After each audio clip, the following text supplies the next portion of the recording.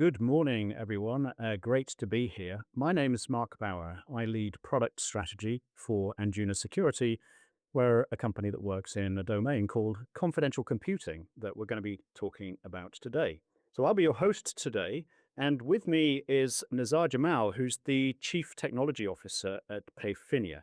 What we're going to be covering today is confidential computing in a fintech environment, looking at a case study in instant payments for trustless cloud-first infrastructure. So what we'll cover off today is a quick introduction to the companies. I'll do a quick introduction to confidential computing, the technologies, and then we'll look at how we have helped Payfinia implement confidential computing for a instant payment service, a new innovative solution. We'll look at what the challenges were, how we eliminated human access risk to the critical systems for a zero trust approach. And then we'll talk in more details about the project, the challenges and the results, and how we can help other fintechs as well. So let's kick off. Nizar, I'd like to pass the baton to you a little bit here. Why don't you just quickly introduce yourself and then introduce Payfinia? Hi everyone, Nizar, I'm the CTO for Payfinia. Payfinia is a startup that's actually and a credit union shared service organization that is focused on community financial institutions, and we enable community financial institutions to get on instant payment networks like FedNow and RTP. And we also have a solution for digital wallet, online digital wallet solutions by Pace by AWS, right? And so the entire focus of Payfinia is to enable community financial institutions to move money and enable their account holders to move money. We do instant payments and money movement. We connect to multiple cores, multiple financial institution cores. Obviously, because we're doing money movement, we are a target for hackers everywhere, and so we like to make sure that we keep our security on par with what's evolving and what's best in the world, and that's why we actually work with Anjuna and confidential computing. And we have an open API gateway, so we can kind of be integrated with multiple solutions, and both what we integrate with directly or with what a financial institution wants their partners to integrate to. So we're open API gateway. So Nizar, can you tell us a little bit more about the details behind Payfinia here? In a sense, if I work from the right to left, there are the clearinghouse and FedNow, the instant payment networks where the messages actually flow in ISO 2022. And Payfinia is what's considered a third-party solution provider to help financial institutions get onto these real-time payment networks, right? We have a admin console that enables the financial institutions to look at exactly what the transactions are happening, to intermediate the transactions, to look at any fraud and real-time reconciliation, return requests, and things in terms of moving money, what they need to do to interpolate the transaction itself. And the core of the system is an API gateway. The API gateway provides the interface to, as I go to the left, to various digital platforms. There might be digital banking, business banking, bill payment providers, fintech companies like loan origination providers, potentially e-commerce and point-of-sale solution providers, and any provider that actually wants to move money instantly on behalf of the financial institution. We integrate to the core banking system that's on the bottom. Those are the infrastructure layers. And we also do all the fraud monitoring in terms of making sure that anti-money laundering and Office of Foreign Asset Control, the OFAC checks are done for money moving outside the financial institution. And we also integrated external fraud systems, right? So those are at the core of the system. Within this framework, this is primarily for instant payment, and we have a very similar open API gateway for Pays, which is where we started the confidential computing architecture with, and that'll be extending into what we're doing for instant payments with this solution. So let me just quickly introduce Anjuna without going into too much detail. But we essentially exist as a company to help enable a technology called confidential computing to make it essentially frictionless. And when you think about application security to date, it's often a very complex process with lots of software tools. Confidential computing, as I'll describe in a second, allows a new approach to isolate workloads and enhance trust that is quite simple and straightforward on the surface, but very sophisticated and powerful underneath in reducing risk from insiders, attackers, and unauthorized software. And so we'll expand a little bit about on this technology and then how it's used at Payfinia. So when we think about data protection, classically we've dealt with data at rest protection, data in transit protection, and sometimes we protect things like fields in databases, columns.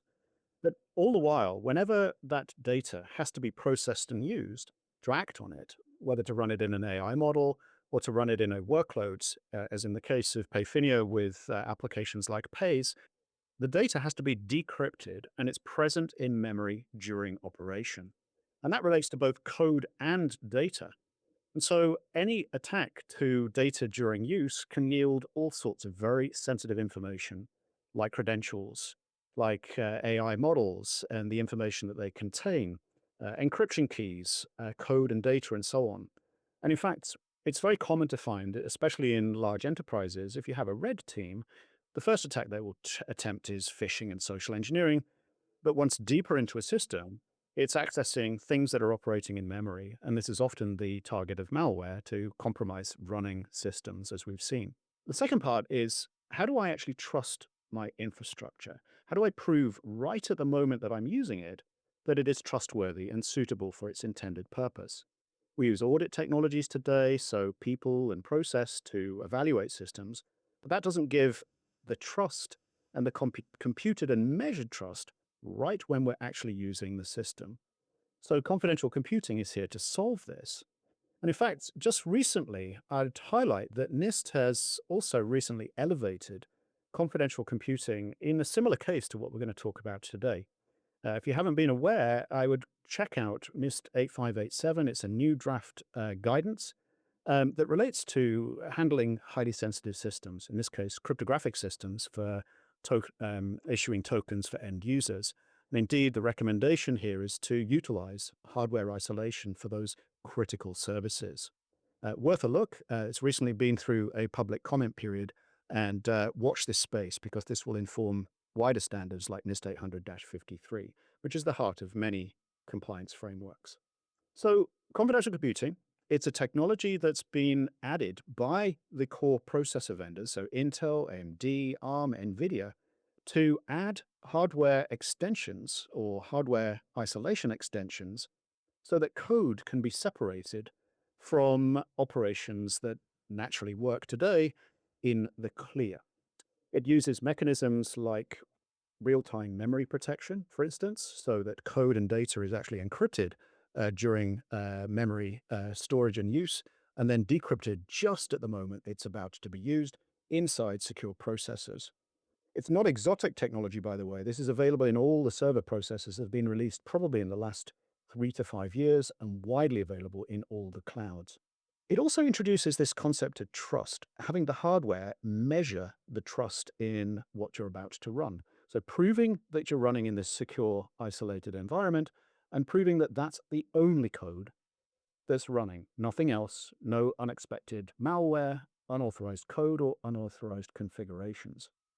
So at the end of the day, when you think about confidential computing and regular computing, I always kind of say that regular computing is essentially running a little bit naked today, and that might make you feel uncomfortable, but it's exactly how processes work. The data is in the clear during operation, and the data is in the clear in working memory.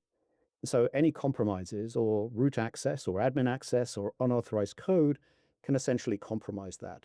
And so what you have to trust really is almost everything in the software stack from the bare metal to the top of the application. So confidential computing, and in particular confidential containers, shrinks that down, provides an isolation boundary around it to execute, and then allows you to prove and measure trust. And so this is really shrinking what you have to worry about from a trust perspective, which can then reduce the threats that may be applied to a workload. At the end of the day, you can then use this technology to start to create essentially networks of trust. So having, for instance, a payment system that might share data with an AI system to analyze results, keeping that secure in an enclave as well. And as data is then processed by agents, which we're all starting to use, we can start to shroud them with confidential computing technologies to allow risks to be mitigated that agents would otherwise impose. So access to data that may be inappropriate, or having governance of agents that may be getting out of control too quickly because of software vulnerabilities and the risks to data in use. So confidential computing, lots of use cases. We're going to dive in with Payfinia in a second, but it can be used for isolating things like mission-critical cryptographic services that might be operating on keys and sensitive data, like the ones NIST pointed out as being a candidate for confidential computing. It might be digital ledger. A lot of organizations are moving towards blockchain technologies to modernize infrastructure. It could be a clean room, a collaboration clean room, so that parties can come together into a safe and trusted space to run models over data without either party having access to it. So getting results without exposing the live data. And of course, lastly, agents, a great candidate for agentic processes where trust and risk and control over data and limiting access are important to also manage. Well, let's talk through a little bit about Payfinia. I'm going to have now a bit of a chat with Nizar to go a little bit deeper. Nizar, you wanted to launch a completely new service here based on Pays, a third-party payment application. My understanding is that from our conversations that the way you implemented this was in the cloud to get the agility that you needed and the speed to market. You also had a third party managing your cloud for you. So you've got the cloud risks, and then you've got additional third parties plus the actual code itself. Could you tell us a little bit more about your security challenges and how you thought about addressing them? Let me first give a little bit of overview of what we're trying to do over here, and then it would make sense to go into the infrastructure that we use to support it. So while Payfinia does instant payments, this particular solution where we introduced confidential computing was in a Pays wallet service, online wallet service. Pays is an online wallet from AWS, the same people that brought Zelle instant payments to the US. And what Pays Online Wallet does is makes your financial institutions cards available for online checkout to make sure that your online checkout is as seamless as doing Apple Wallet or Samsung Wallet on your phone, right? So you don't have to provision your wallet online. So that's the primary reason for Pays. Now, when that's said, that would then require the financial institution to provide the entire cardholder information to Pays in order to provision the system automatically so that you don't have to go through the friction of provisioning your online wallet, your credit card into online wallets in different e-commerce sites, right? So what that means is we have to get the entire cardholder data. We have to get all the cards and all the primary account information and then pass it to AWS through the API to actually have the tokenization service provider tokenize the card to give a token for the online wallet. So that's the flow, right? Which means we're going to get all the credit cards and the entire credit card portfolio of the financial institution that we have to upload. So obviously very, very high risk in terms of what we need to handle. So we decided to, our infrastructure is all AWS. We use an infrastructure as a service provider called Duplo Cloud that helps us manage our infrastructure seamlessly so we can focus on the application as opposed to focus on the infrastructure. And we are third party to financial institutions, and Duplo Cloud, AWS are all fourth parties to financial institutions. And obviously, from a regulatory perspective, all the financial institutions are worried about what they need to do from a compliance perspective for third party and fourth party risk, right? So one of the issues that they get in entire all the cards, the primary account information, the account holder information for the financial institution is we have to be able to guarantee that not only us, but none of as third-party providers, but also our fourth-party providers like Duplo Cloud and AWS don't have access to the information that is provided to us from the financial institution. So that's the reason we opted for confidential computing, because we wanted to make an assertion that the information that's passed to us, the cardholder information that's passed to us from the financial institution, nobody at Payfinia nor Duplo Cloud or AWS can actually access that information because they use confidential computing. So the way we accomplished that was to make sure that we provide a key for the financial institution to encrypt their files, so they're actually providing us encrypted files for all the cardholder information. And that we're using OpenPGP. But once we get that, the decryption of that happens through attested applications that are running in confidential computing clusters, where the key to decrypt that information as well as to re-encrypt that information when we actually store it in the database is all done through attested programs accessing AWS KMS.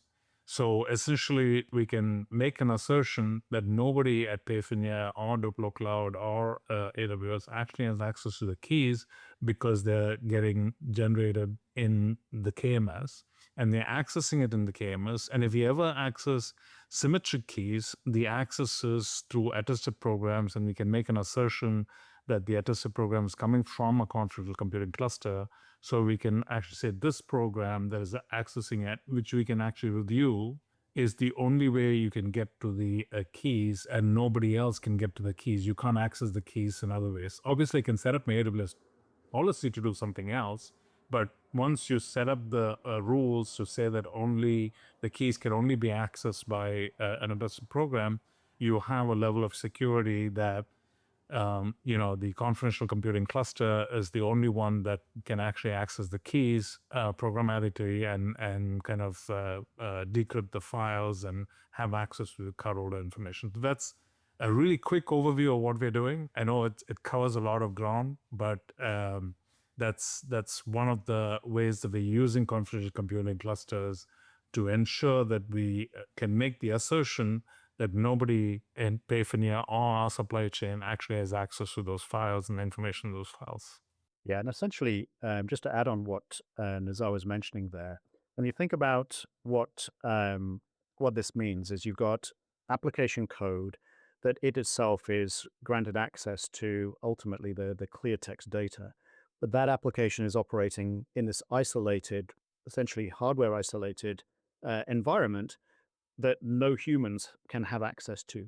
And it's the confidential compute hardware essentially that provides that boundary. Now, when we think about, well, how do we get the keys into that environment, as Nizar mentioned, there's the KMS system, which is also a hardware protected environment. It's a HSM-based system that AWS provides.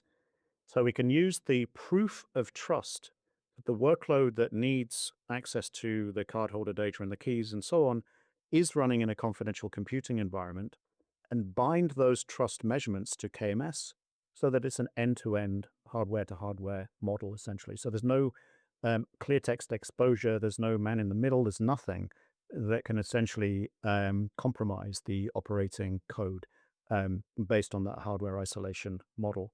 So this protects from the CSP, from the operators, from Duplo, even though they're administering and managing the system, and then from any unauthorized code that may be in the rest of the infrastructure by any means. So it's a very powerful way to provide that isolation. Let's talk through a few of the things here, Nizar. I've got a few questions here. Part of the goal here was that kind of zero trust approach. You've outlined kind of how we have helped you with that model. When you think about the third party risk, Duplo is a great partner. They've been great to work with on this. How do you see the kind of the third party risks and the fact that you've got a really strong mitigation strategy here, based on your industry experience?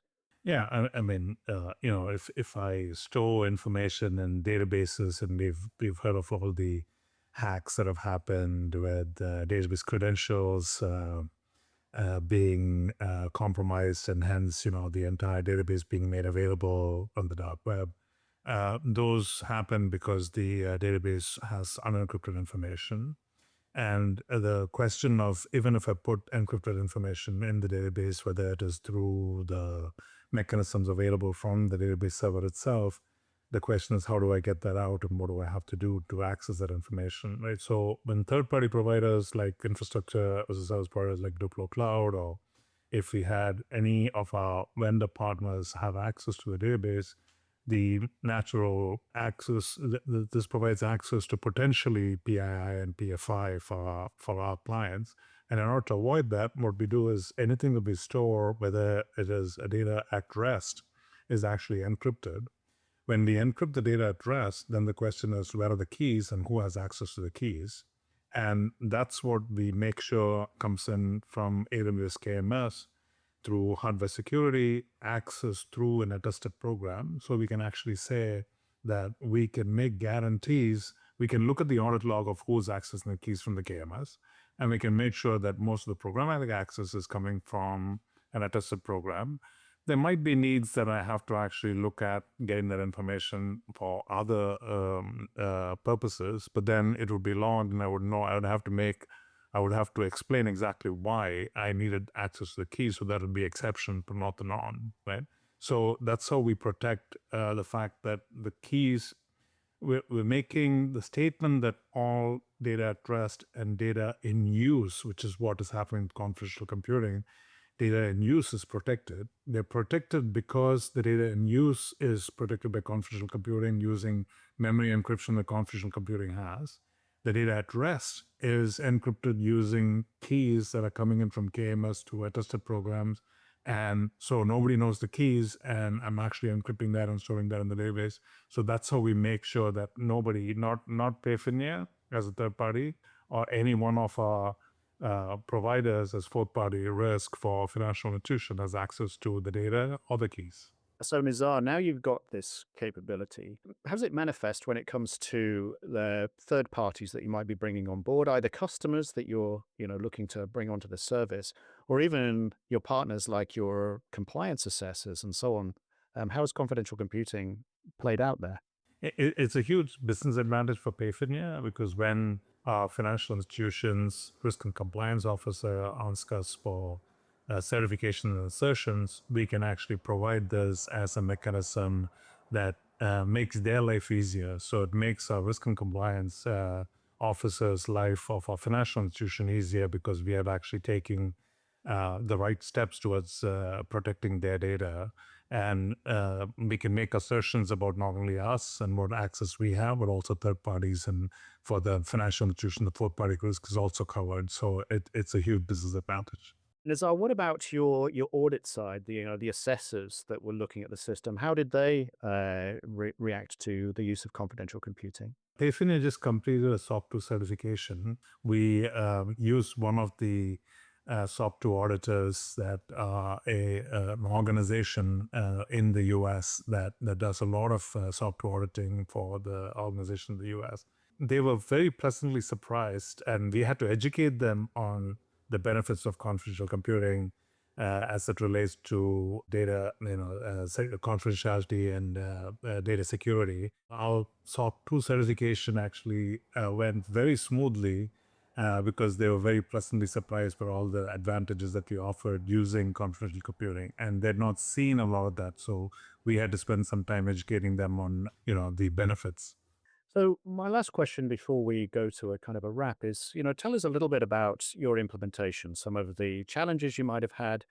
For example, a lot of customers we talk to are always concerned about introducing a technology like this on things like performance and so on. And definitely our view is there's certainly advantages to using this versus more traditional and more cumbersome approaches. Tell me a little bit about, maybe a couple of the kind of the steps you took and the implementation. So, yeah, obviously I had a choice to use AWS Nitro directly and doing that, but very similar to the reason why we went with an infrastructure as a service provider. We want to focus on our application and how we actually secure the data there, not worry about the nuts and bolts of the plumbing of Nitro Enclave, and then what do we have to do if we actually go to some other cloud compute environment. So we want to focus on just making sure our data is secure. So we looked around, and Anjuna was one of the few companies that was around that provided the capabilities that we needed. And I have to say the development experience was very seamless. We didn't have to worry too much about exactly how, we didn't have to say if we wanted to do this in confidential computing, we had to kind of jump through hoops and do something very differently. The developers did what they did, which is develop applications a little insecurely. So we had to make sure that they were brought back into understanding what security really means, which is very typical. And then, but we didn't really have any friction from having to use Anjuna in our environment, and even the deployment of Anjuna into a Kubernetes cluster, making sure that we could auto scale what we needed were all things that Anjuna worked with us to ensure that these are all seamless. So from a development environment, it was a very, very positive experience. There's the usual gotchas when you actually use something like this. We last December, when there was a React vulnerability, a CV that was released, the fact that a hacker could potentially use that vulnerability to get into a Kubernetes cluster was something we actually found and made sure we could mitigate. The nice thing is, if somebody does get in, because we're using confidential computing, they can't do additional discovery. They can't find out they can find out what ports we're using because it's on the machine, but they can't find out what we're actually doing and how we are securing the secrets. So that was very very encouraging for us to make sure that you couldn't leak secrets because somebody could discover memory and what secrets you have when data in use. So that was a very real test for us to make sure that the benefits that we had with securing our infrastructure with confidential computing, where we protected data in use, was actually put to a test, right? And we could test how we were protecting the data and how we were protecting our clients' data. So if you'd like to learn more, there's plenty of reading material out there from ourselves. Feel free to connect with us for follow-ons. And if you'd like to try this yourself, there's trial software and all those good things. There's also third parties that have tons of information here. I would also, if you're really interested, join the CSA Confidential Computing Working Group. I'm the co-chair of that group, and new members are always welcome. And we're authoring educational materials for the industry there too. You can also get materials from the Confidential Computing Consortium, a Linux Foundation group with all of the chip vendors and software vendors in the ecosystem, providing valuable, useful resources and reports there. So get in touch. I'm happy to have a conversation. And if you'd like to learn more, please do reach out. We're more than happy to help. Thank you for your time today. Much appreciated.